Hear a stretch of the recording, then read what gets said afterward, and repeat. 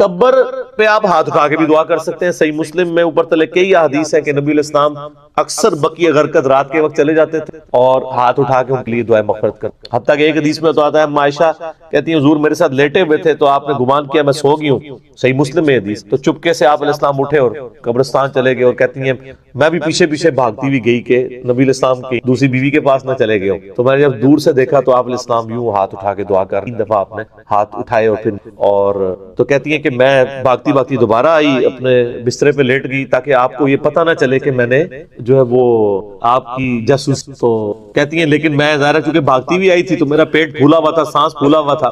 نبی علیہ السلام واپس آئے اور آپ نے فرمایا کہ عائشہ تم نے گمان کیا کہ اللہ اور اس کا رسول تمہارے ساتھ خیانت کریں گے کہ یا رسول اللہ میں نے تو یہ سمجھا آپ کسی اور بیوی کے پاس چلے گئے ہوں گے. تو آپ نے فرمایا کہ جب میں تیرے ساتھ لیٹا تو اس وقت جبرائیل علیہ السلام میرے پاس آئے اور انہوں نے کہا کہ اللہ تعالیٰ کی وحی ہے اور اللہ آپ کو حکم دیتا ہے کہ آپ اہل بقیع کے لیے جا کے دعا کریں. بقیع والے کتنے خوش نصیب ہیں کہ اللہ اپنے فرشتے جبرائیل کے ذریعے اپنے محبوب کو کہہ رہے کہ ان کے لیے دعا کرے. سر دعا تو وہاں پہ بھی ہو سکتی تھی قبر پہ جا کے, تو قبر پہ جا کے دعا کرنا یہ سنت ہے. نبی علیہ السلام کی صحیح مسلم کے اندر حدیث موجود ہے میں نے تمہیں پہلے قبروں میں جانے سے منع کیا تھا کیونکہ نئی نئی قوم جاہلیت سے پھری, اب میں تمہیں حکم دیتا ہوں کہ قبروں پہ جاؤ تاکہ آخرت. قبروں پہ مزارات پہ جانے سے تو آخرت کی یاد نہیں آتی, دنیا بھی برباد ہوتی ہے اور آخرت بھی برباد ہوتی ہے. جو کچھ وہاں پہ ہو رہا ہے آپ دیکھ رہے ہیں میڈیا کے اوپر, مزارات کے اوپر طریقے سے لوگوں کے ساتھ سلوک ہوتا ہے, کئی عورتیں اغوا ہو جاتی ہیں. تو قبروں پہ جاؤ تاکہ آخرت کی یاد آئے. تو نبی علیہ السلام خود بھی قبرستان جایا کرتے ہیں, حتیٰ کہ جو آپ کے آخری خطبات بخاری مسلم میں آتے ہیں وہ تو آپ نے خطبہ بھی قبرستان میں اہل بقیع کے اوپر آپ نے جا کے نماز جنازہ پڑھی. بڑی رکت انگیز حدیث ہے. عقبہ بن عامر کہتے ہیں میں نے آخری دفعہ اللہ کے نبی پر دیکھا اپنی وفات سے 1 مہینہ پہلے انہوں نے 8 سال کے بعد غزوہ احد کے شہداء کے. تو غزوہ احد ہوا ہے 3 ہجری میں, 8 اور 3 11 ہجری, اور 11 میں ہی آپ کی ربیع الاول کے مہینے وفات ہوئی ہے. تاریخ تو کنفرم نہیں لیکن مہینہ کنفرم ہے. تو عقبہ بن عامر کہتے ہیں نبی علیہ السلام نے فرمایا کہ اللہ کی قسم میں, یہ بخاری مسلم دونوں میں حدیث ہے, میں نے کربلا والے ریسرچ پیپر میں ڈالی ہے کہ میں اس وقت بھی اپنا حوض کوثر دیکھ رہا ہوں. اللہ تعالیٰ نے آپ کے سامنے سے پردے ہٹا دیے اور فرمایا یہ میرا اس وقت جو ممبر ہے یہ حوض کوثر پہ لگا ہوا ہے, میں تمہارا پیش رو ہوں, یعنی میں آگے آگے جاؤں گا تم نے میرے پیچھے آنا ہے اور میں تمہاری وہاں پر گواہی دوں گا, یعنی جو اہل ایمان تھے. فرمایا مجھے اپنے بعد یہ خطرہ نہیں کہ تم شرک کرنے, لیکن مجھے یہ ڈر ہے کہ تم میرے بعد دنیا کی محبت میں پڑ جاؤ اور اس کے بعد پھر تم دنیا کی محبت میں ایک دوسرے کو قتل کرو گے اور پھر تم بھی اسی طرح سے تباہ و برباد کر دیے جاؤ گے جس طرح اگلی. اور یہی ہوا ہے حضور کی وفات کے آپ دیکھ 30 سال کے بعد یہ قتل و غارت شروع کس لیول تک وہ. آپ علیہ السلام نے یعنی پہلے فرما دیا کہ یہ سب کچھ ہوگا اور بتایا اس لیے کہ لوگ یعنی اس سسٹم کا حصہ نہ بنے, اس سے بچیں. تو آپ علیہ السلام وہاں پہ خطبہ دے رہے ہیں اور یہ بڑا انٹلیکچوئل خطبہ ہے جو قبرستان کے اندر ہوا ہے. تو وہاں پہ بھی آپ علیہ السلام نے ان پہ جنازے کی نماز پڑھی. تو اس سے یہ پتا چلا کہ آپ قبرستان جا کے دوبارہ سے جنازہ بھی پڑھ سکتے. اکثر لوگوں کو یہ شک پڑ جاتا ہے کہ جی وہ رشتہ داروں کے پریشر کی وجہ سے بعض اوقات جنازہ کسی ایسے مولوی سے پڑھاتے ہیں جنہیں مغرور آیا ہوتا ہے, پھر ہم سے لوگ رابطہ کر رہے ہوتے ہیں کہ جی کیا کریں جنازے کا مزہ ہی نہیں آیا. تو ہم انہیں کہتے ہیں جا کے قبرستان دوبارہ جنازہ پڑھ لیں. کسی کی والدہ فوت ہوئی, کسی کا والد فوت ہوا, کسی کا بھائی فوت ہوا, تو قبرستان جائیں, قبر کو سامنے رکھ کے قبلہ رخ ہو جائیں آپ اور جنازہ قبرستان پڑھ کے دوبارہ پڑھیں. نبی علیہ السلام سے ثابت ہے اور اس میں آپ دعائیں مانگیں تسلی سے. آپ بے شک 15 منٹ کا جنازہ پڑھیں, وہاں نہیں آپ کو کوئی کہے گا جی سر جلدی کرو ٹائم ہو گیا. تو ایسے بھی کیا جا سکتا ہے, بعد میں جا کے جنازہ بھی پڑھ سکتے ہیں, دعا بھی کر سکتے ہیں, ثابت ہے. حتیٰ کہ بخاری مسلم دونوں میں حدیث ہے بڑی رکت انگیز کہ ایک عورت تھی جو مسجد نبوی کی صفائی کیا کرتی تھی, حبشی عورت تھی. 1 دن 2 دن 3 دن گزرے, آپ نے فرمایا 2-3 دن سے مجھے نظر نہیں آ رہی صفائی کرتی. صحابہ نے کہا رسول تو فوت ہو گئی ہے اور ہم نے آپ کے آرام میں خلل سمجھتے ہوئے رات کے وقت فوت ہوئی تھی تو ہم نے اس کو جنازہ پڑھ کے دفنا دیا. آپ فرمایا مجھے کیوں نہیں بتایا, ہائے حریص علیکم. فرمایا مجھے اس کی قبر پہ لے, صحابہ کرام قبر پہ لے گئے, وہاں جا کے آپ نے نماز جنازہ دوبارہ پڑھی, حالانکہ جنازہ پہلے ہو چکا تھا. اور پھر آپ جب واپس پلٹے تو آپ نے فرمایا کہ یہ قبریں اندھیروں میں ڈوبی ہوئی تھی, اللہ نے میرا جنازہ پڑھنے کی برکت سے ان قبروں کو نور سے بھر. سبحان اللہ. لیکن اس کا ایک بڑا تلخ پہلو ہے کہ نبی علیہ السلام کے مبارک زمانے میں بھی ایسے لوگ تھے کہ جن کی قبریں اندھیرے میں ڈوبی ہوئی تھی, اور ظاہر وہ مسلمان ہی تھے. کافر کی قبر میں تو نبی کے جنازہ پڑھنے سے نور تو نہیں جا سکتا, کیونکہ سورہ توبہ کے اندر ہے کہ آپ 70 دفعہ بھی دعا کریں ہم ان کو نہیں بخشیں گے, کیونکہ اللہ تعالیٰ نے شرک تو نہیں معاف کر. اس کا مطلب وہ مسلمانوں کی قبریں تھیں. تو آج کے مسلمان کس چکر میں بیٹھے ہوئے ہیں, کچھ بھی ہیں تیرے محبوب کی امت سے, بڑا خطرناک معاملہ. یہ بھی رزلٹ نکلتا ہے. دوسرا یہ بھی رزلٹ نکلتا ہے کہ نبی علیہ السلام قبر میں حاضر و ناظر نہیں ہوتے, ورنہ آپ تو جب آپ کو بتایا کہ فوت ہوگی تو آپ فرماتے ہیں ہاں مجھے پتا چلا ہے, میں 3 دن پہلے اس کی قبر میں گیا تھا, میرے بارے میں سوال ہوا تھا. تو آپ تو یہ من گھڑت عقیدے لوگوں نے بنائے. قبر میں سوال ہوتا ہے لیکن کوئی تصویر نہیں دکھائی جاتی, اس میں کوئی الفاظ ہی نہیں ایسے. تو بہرحال یہ قبرستان جا کے دعا کرنا، مردوں کے لیے دعا کرنا، یہ نبی علیہ السلام نے اس کو مشروع کیا۔ اس میں اکثر جو ہمارے معاشرے کے اندر، سب کانٹیننٹ کے اندر رسومات ہیں، یہ بدعات ہیں۔ کچھ چیزیں سنت بھی ہیں لیکن زیادہ تر بدعات ہیں۔ یہ جتنی باتیں آپ نے گنوائی ان میں اکا دکا چیز تو آپ سنت کہہ سکتے ہیں، باقی اس سے بھی بڑھ کر لوگ تو کفنی لکھتے ہیں باقاعدہ، یعنی وہ کئی بار ہمارے پاس بھی لوگوں نے بھیجا ہے کہ جی آپ اس کے اوپر ذرا کلمہ لکھتے ہیں، فزیکلی کلمہ کفن کے اوپر لکھو۔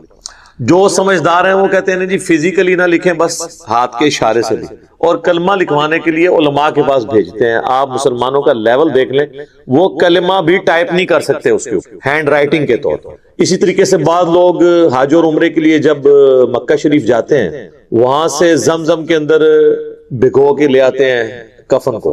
بعض لوگ مدینہ شریف کی مٹی لے آتے ہیں کہ ساتھ کفن میں رکھ دیں گے۔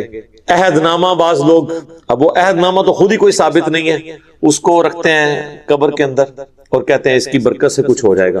میرے بھائی اس سے کچھ نہیں ہو۔ صحیح بخاری اور صحیح مسلم کی متفق علیہ حدیث ہے کہ اللہ کے محبوب صلی اللہ علیہ وآلہ وسلم نے فرمایا، انسان کے 3 دوست ہیں، قبر میں صرف ایک ہی ساتھ جاتا ہے اور وہ اس کے اعمال ہیں۔ 2 دوست باہر ہی رہ جاتے ہیں، اس کا مال اور اس کے رشتہ دار، یہ قبر سے باہر رہتا ہے۔ لہٰذا یہ قبر میں تو ان چیزوں سے کوئی نفع ہونے والا۔ جہاں تک پھول ڈالنے کا تعلق ہے تو پھول کی تو اصل کوئی موجود نہیں ہے، اس کو جس حدیث پر قیاس کیا جاتا ہے نا، وہ بھی بہت دور کا قیاس ہے۔ وہ حدیث صحیح بخاری اور صحیح مسلم دونوں کے اندر موجود ہے کہ اللہ کے محبوب صلی اللہ علیہ وآلہ وسلم ایک جگہ سے گزر رہے تھے تو آپ رک گئے اور آپ نے فرمایا کہ ان 2 قبر والوں کو عذاب ہو رہا ہے۔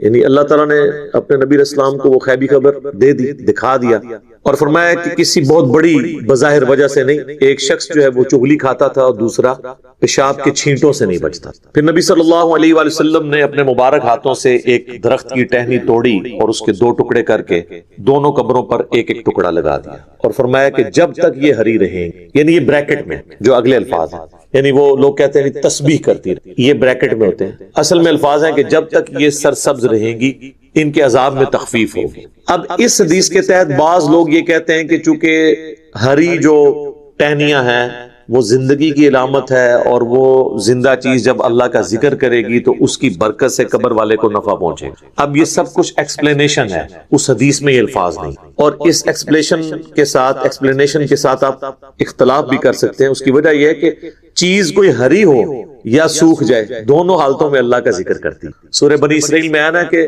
کوئی ایسی چیز نہیں ہے جو اللہ کی حمد کے ساتھ اس کی تسبیح نہ کرتی ہو، مگر یہ کہ تم اس کی تسبیحات کو سمجھ نہیں سکتے۔ سورۃ الرعد میں آیا کہ یہ جو بجلی گرجتی ہے، الرعد، یہ بھی اللہ کا ذکر کرتے ہیں۔ صحیح بخاری کے اندر موجود ہے، حضرت عبداللہ ابن مسعود کہتے ہیں کہ بعض اوقات ہم اللہ کے محبوب صلی اللہ علیہ وآلہ وسلم کے ساتھ کھانا کھا رہے ہوتے تھے تو وہ جو لقمہ ہم اٹھاتے تھے ہم اس کی تسبیح کی آواز بھی سنتے تھے۔ یہ بھائیوں موسٹ ڈیٹیل حدیث ہے عذاب قبر کے حوالے سے، میں اسے ورڈ بائی ورڈ پڑھوں گا اوریجنل کتاب سے۔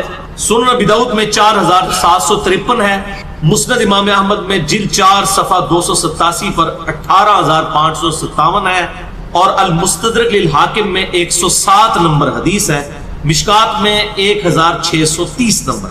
اچھا، یہ ابو داؤد کی جو اس کی روایت ہے اور مسند احمد کی، اس میں آمش مدلس ہے اور ان سے روایت کر رہا ہے، لیکن جو المستدرک للحاکم کی روایت ہے اس میں امام آمش نے اپنی سماع کی تصریح کی ہے اور انہوں نے کہا کہ میں نے حدیث سنی ہے، ان سے روایت نہیں کی بلکہ انہوں نے حدثنا سے کی ہے۔ المستدرک للحاکم 107 نمبر حدیث، میں وہ پڑھنے لگا ہوں ورڈ بائی ورڈ تاکہ اس کا سوز و گداز جو ہے وہ قائم رہے۔ برا بن عازب رضی اللہ تعالیٰ عنہ بیان کرتے ہیں کہ ہم رسول اللہ صلی اللہ علیہ وسلم کی مائیت میں ایک انصاری شخص کے جنازے میں شریک ہوئے۔ ہم قبر تک پہنچ گئے، ابھی اس کی لحد تیار نہیں ہوئی تھی کہ رسول اللہ صلی اللہ علیہ وسلم ہمارے پاس بیٹھ گئے، ہم بھی آپ صلی اللہ علیہ وسلم کے گرد بیٹھ گئے، اس حال میں گویا ہمارے سروں پر پرندے ہیں، یعنی فل اٹینٹو ہو کر آپ صلی اللہ علیہ وسلم کے ساتھ ہم بیٹھ گئے۔ آپ کے مبارک ہاتھوں میں ایک لکڑی تھی جس سے آپ زمین کورید رہے۔ آپ صلی اللہ علیہ وسلم نے سر مبارک اوپر اٹھایا اور فرمایا عذاب قبر سے اللہ کی پناہ طلب کیا کرو۔ آپ نے 3 بار یہ بات ارشاد کی۔ پھر آپ صلی اللہ علیہ وسلم نے ارشاد فرمایا، بندہ مومن جب دنیا سے رابطہ توڑ کر آخرت کی طرف متوجہ ہوتا ہے، یعنی جب اس کی موت کا وقت آتا ہے، تو سورج کی طرح چمکتے دمکتے سفید چہروں والے فرشتے جنتی خوشبودار جنتی کفن لے کر اس کے پاس آتے ہیں، حتیٰ کہ وہ حد نظر تک اس کے سامنے بیٹھ جاتے ہیں۔ پھر ملک الموت تشریف لاتے ہیں حتیٰ کہ وہ اس کے سر کے پاس بیٹھ جاتے ہیں. اچھا قرآن میں ملک الموت کا نام آیا ہے سورہ سجدہ کے اندر, احادیث کے اندر بھی, البتہ تورات میں اس کا نام اسرائیل بھی آیا ہے. اور ہمارے اہل سنت کے جو اولین مفسرین ہیں امام طبری رحمہ اللہ المتوفی 310 ہجری, انہوں نے بھی یہ ورڈ استعمال کیا ہے. لہٰذا موت کے فرشتے کو اسرائیل کہنا بھی جائز ہے ہمارے سلف کے ہاں, کیونکہ آج کل بعض لوگ کہتے ہیں اسرائیل نہیں ملک الموت ہی کہنا چاہیے, اسرائیل کا لفظ بھی ثابت ہے. پھر ملک الموت تشریف لاتے ہیں حتیٰ کہ وہ اس کے سر کے پاس بیٹھ کر کہتے ہیں پاکیزہ روح اللہ کی مغفرت اور اس کی رضامندی کی طرف چل. وہ روح ایسے نکلتی ہے جیسے مشکیزے سے پانی کا قطرہ, بالکل غیر محسوس طریقے سے اس کی روح نکال لی جاتی ہے. اور جب ملک الموت اس کی روح نکالتے ہیں تو باقی فرشتے اسے آنکھ جھپکنے کے برابر بھی ملک الموت کے پاس نہیں رہنے دیتے, بلکہ اسے فوراً اس کے کفن اور اس خوشبو میں لپیٹ دیتے ہیں جو جنت سے لائی ہوئی. پھر اس کی روح کو لے کر بلند ہوتے ہیں اور فرشتوں کی جس جماعت کے پاس سے وہ گزرتے ہیں تو فرشتے پوچھتے ہیں کہ یہ کیسی خوشبو ہے, تو وہ اس کے دنیا کے ناموں میں سے بہترین نام لے کر بتاتے ہیں کہ یہ فلاں بن فلاں کی روح ہے, حتیٰ کہ وہ اسے آسمان دنیا تک لے پہنچتے ہیں اور اس کے لیے دروازے کھولنے کی اجازت طلب کرتے ہیں. تو جنت کے جو آسمانوں کے دروازے ہیں اس کے لیے کھول دیے جاتے ہیں. پھر ہر آسمان کے مقرب فرشتے اگلے آسمان تک اسے پروٹوکول دیتے ہوئے اس روح کے ساتھ جاتے ہیں, حتیٰ کہ اسے 7ویں آسمان تک پہنچا دیا جاتا ہے.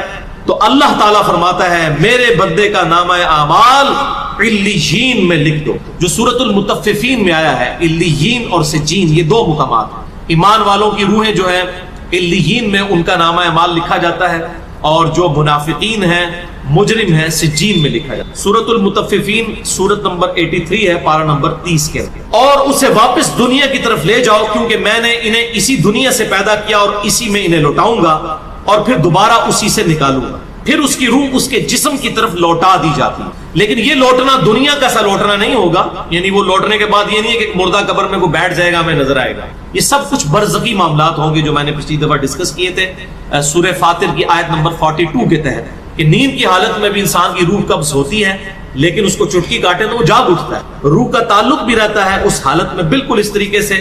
یہ ایک ڈیفرنٹ لائف ہے برزخی. پھر 2 فرشتے اس کے پاس آتے ہیں یعنی اس کی قبر میں, اسے بٹھا کر پوچھتے ہیں. اب یہ وہ 4 سوال یہاں پر آ رہے ہیں اس ڈیٹیل میں. پہلا سوال کرتے ہیں تیرا رب کون ہے, من رب, وہ کہتا ہے ربی اللہ, میرا رب اللہ ہے.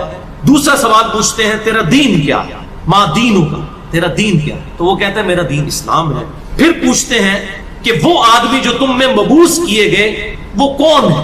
اب یہاں پر وہ ڈیٹیل آئی, الذی بعث فیکم, وہ شخص جو تم میں مبعوث کیا گیا تھا وہ کون تھا. تو یہ جو کہتے ہیں نا قبر میں آپ صلی اللہ علیہ وسلم آ جاتے ہیں, تو کہ کسی حدیث میں بھی اس میں ڈیٹیل آ گئی کہ اس سے پوچھا جاتا ہے جو شخص تم میں پیغمبر بنا کر بھیجا گیا وہ کون تھا. تو وہ کہتا ہے ہوا محمد رسول اللہ, وہ اللہ کے رسول محمد صلی اللہ علیہ وسلم. مسئلہ حاضر و ناظر میرا ریکارڈ ہے, مسئلہ نمبر 7, جس میں میں نے یہ تمام شبہات کلیئر کی. یہ 3 سوالوں کے بعد. اچھا جامع ترمذی میں ایک حدیث ہے 3120, اس میں الفاظ ہیں کہ وہ پوچھتے ہیں من نبیو کا, تیرا نبی کون ہے. اس میں تو ہے نا کہ اس شخص کے بارے میں تیرا کیا عقیدہ ہے, اس میں من نبیو کا الفاظ ہے. جامع ترمذی 3100. اچھا اللہ کا شکر ہے کہ یہ نہیں پوچھتے تیرا فرقہ کون سا ہے, تو کس امام کی تقلید کرتا تھا, کیڑی مسیدی تو نماز پڑھتا سا ہے. دیکھ لو کوئی چیز نہیں, تیرا رب کون ہے, تیرا دین اور نبی صلی اللہ علیہ وسلم. تو دنیا میں بھی ہم یہی کہتے ہیں اللہ رسول قرآن, یہی بات. تو قبر کے اندر جا کر بھی یہی سوال. اب وہ جب 3 سوالوں کے جواب دیتا ہے تو فرشتے 4تھا سوال اس سے پوچھتے ہیں, جو میں نے قبر کا 4تھا سوال, مسئلہ نمبر 78, تمہیں کیسے پتا چلا, ان 3 سوالوں کے جواب تمہیں کیسے آئے. وہ کہتا ہے میں نے اللہ کی کتاب پڑھی تھی, میں اس کتاب پر ایمان لایا اور میں نے اس کے حق ہونے کی. اللہ کی کتاب پڑھی ہوگی تو تصدیق کرے گا نا, اگر سنا کے سننی ہوگا تو کیا تصدیق کرے گا, ہاں پڑھا کے سننی ہوگا تو تصدیق. پھر آسمان سے آواز آتی ہے میرے بندے نے سچ کہا, اس کے لیے جنتی بچھونا بچھا دو, اسے جنتی لباس پہنا دو اور اس کے لیے جنت کی طرف دروازہ کھول دو. قبر کے اندر ہی جنت کی طرف دروازہ کھول. یعنی آپ سمجھ لیں جس طرح یہ اب ٹچ سکرین موبائل رکھ کے اور جناب لیپ ٹاپ رکھ کے سامنے لوگ بیٹھے ہوتے ہیں نا, تو ایک دوسری دنیا میں چلے جاتے ہیں. تو جنت کا فزیکلی دروازہ کھول دیا جائے گا, اس کو جنت کی ہوائیں بھی, خوشبو بھی آئے گی اور انتظار وہ کرے گا. وہاں اسے ہوا کے جھونکے اور خوشبو بھی آتی ہوگی اور حد نظر تک اس کی قبر کو کشادہ کر دیا جائے گا. خوبصورت چہرے, خوبصورت لباس اور بہترین خوشبو والا ایک شخص اس کے پاس قبر میں آئے گا اور کہے گا اس چیز سے خوش ہو جا جو چیز تجھے خوش کر دے, یہ وہ دن ہے جس کا تجھ سے وعدہ کیا جاتا تھا. وہ شخص پوچھے گا کہ اے شخص تو کون ہے؟ تیرا چہرہ بھلائی لانے والا چہرہ ہے. وہ جواب دے گا میں تیرا عمل صالح ہوں. یعنی نیک اعمال ایک خوبصورت انسان کی شکل میں اس کی قبر میں آ جائے. تو پھر وہ شخص کہے گا اے اللہ، اے میرے رب، جلدی کر، فوراً قیامت قائم فرما دے حتیٰ کہ میں اپنے اہل و عیال کی طرف چلا جاؤں. یعنی مومن کہے گا اللہ جلدی جلدی قیامت آئے، مجھے تو اینڈ رزلٹ نظر آ رہا ہے، مجھ سے انتظار نہیں ہوتا، فوراً قیامت آ جائے. ابھی سائملٹینیس کنٹراسٹ آنے والا ہے. جب کافر اور مجرم شخص دنیا سے جاتا ہے تو آپ صلی اللہ علیہ وسلم نے فرمایا سیاہ چہروں والے فرشتے بالوں سے بنا ہوا ایک کمبل لے کر آسمان سے نازل ہوتے ہیں اور حد نظر فاصلے تک اس کے سامنے بیٹھ جاتے ہیں. پھر ملک الموت، موت کا فرشتہ آتا ہے حتیٰ کہ اس کے سر کے پاس بیٹھ جاتا ہے اور کہتا ہے خبیث روح، اللہ کی ناراضگی کی طرف چل. وہ روح اس کے جسم میں پھیل جاتی ہے تو وہ ملک الموت اس طرح اسے کھینچتا ہے جیسے لوہے کی سلاخ کو گیلے اون میں سے کھینچا جاتا ہے کر کے.